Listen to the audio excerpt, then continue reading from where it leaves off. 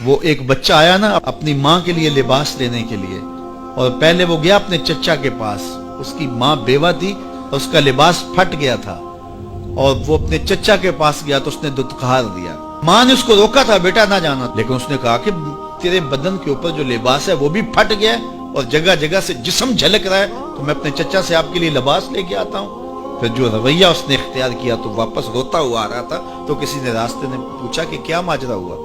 اس نے کہا چچا کے پاس گیا تھا ماں کے لیے لباس لینے، اس نے تو لا کے بھیج دیا۔ اللہ اکبر۔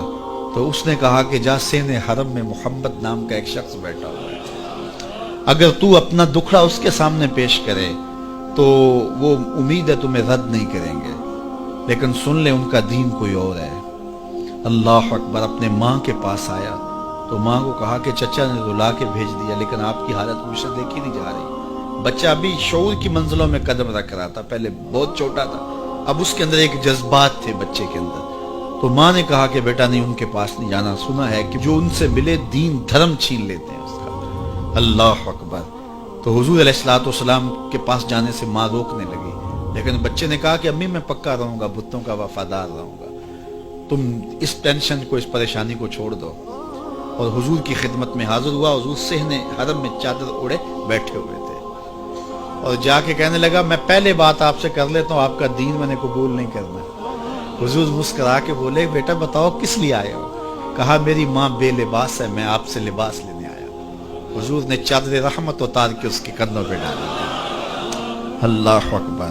وہ واپس آ گیا اور ماں پر حضور کی چادر اڑائی۔ اللہ اکبر۔ اور ماں نے کہا کہ بیٹے اس نے اپنا دین تو نہیں تجھے دیا؟ کہا نہ، میں نے پہلے کہہ دیا تھا تیرے دین نہیں مانوں گا۔ ماں کہنے لگی پتر اس کا دین ماننا چاہیے، یہ جس نے رحمت کی چادر ہمارے سر پہ ڈال دی۔ اللہ اکبر۔ تیری تک کے ادامہ میں مرید ہو گئے۔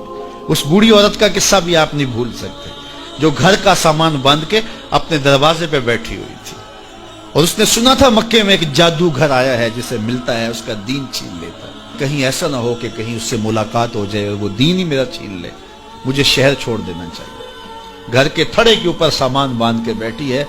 حضور بھی گزرے، اس نے دیکھا تو کہا بھتیجے یہ سامان میرے سر پہ رکھ دے۔ حضور نے سامان اٹھایا، دیکھا تو بوجھل تھا، وزنی تھا، اور بڑھیا کو دیکھا تو کمزور تھی، تو کہا کہ بڑھیا اگر چاہو تو جہاں چاہتی ہو، میں خود نہ چھوڑا۔ اس نے کہا اس سے بڑی مہربانی کیا ہوگی؟ حضور نے سامان اٹھایا ہوا ہے اور بڑھیا سے باتیں بھی کرتے جا رہے ہیں۔ تو بڑھیا کو کہا کیوں جا رہی ہے؟ اس نے کہا کہ سنا ہے یہاں ایک جادوگر ہے جو لوگوں کا دھرم لوٹ لیتا ہے، لوگوں کا دین لوٹ لیتا ہے۔ میں نے ساری زندگی بتوں سے وفا کی، میرے آباء و اجداد نے بتوں سے وفا کی ہے، میں چاہتی ہوں دین اجداد ہاتھ سے چھوٹ نہ جائے، آخر اس شہر میں رہتی ہوں کہیں مل نہ جائے۔ خیر حضور نے کچھ نہیں کہا، اس کا سامان نہیں پھینک دیا کہ ٹھیک ہے تم پھر جاؤ۔ سامان اس کا اٹھایا اور جہاں تک اس نے جانا تھا سامان پہنچایا، سامان سپرد کر کے واپس پلٹنے لگے۔ تو اس نے کہا بچے اپنا نام تو بتا دے، لوگ کہیں گے کہ مکہ چھوڑ آئی ہو تو بتاؤں گی ایک جادوگر کے دکھ سے چھوڑ آئی ہوں، تو وہ کتنا برا بھلا کہیں گے شہر مکہ کو کہ جس مکہ سے لوگ نقل مکانی کرنے پہ مجبور ہو گئے۔ تو میں انہیں یہ بھی بتاؤں گی کہ جس مکے میں جادوگر رہتا ہے اتنا اچھا نوجوان بھی رہتا ہے، تو تیرا نام لیا کروں گی، تیرے قصیدے پڑھا کروں گی۔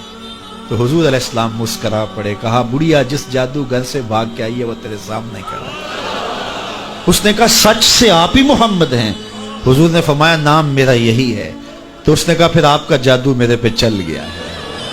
اللہ اکبر۔ تیری تک کے ادامہ میں مرید ہو گئے، لوگوں کی خدمت کریں، بوڑھوں کے کام آئیں، دکھیوں کے کام آئیں، مصیبت زدہ کے کام آئیں۔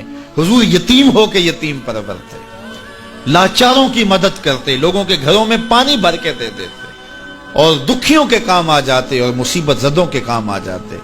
تو حضور سے پیار کرنے والوں، امت میں آپس میں حسد نہ پھیلاؤ، بغض نہ کرو، نفرتوں کے پہاڑ کھڑے نہ کرو، ایک دوسرے سے پیار کرو، جڑو، امت وحدہ بنے، اور اپنے ماحول کو، اپنی معاشرت کو ایک خوبصورت معاشرت کا رنگ دو، اور اپنی زندگی کو حضور کے نام کر دو۔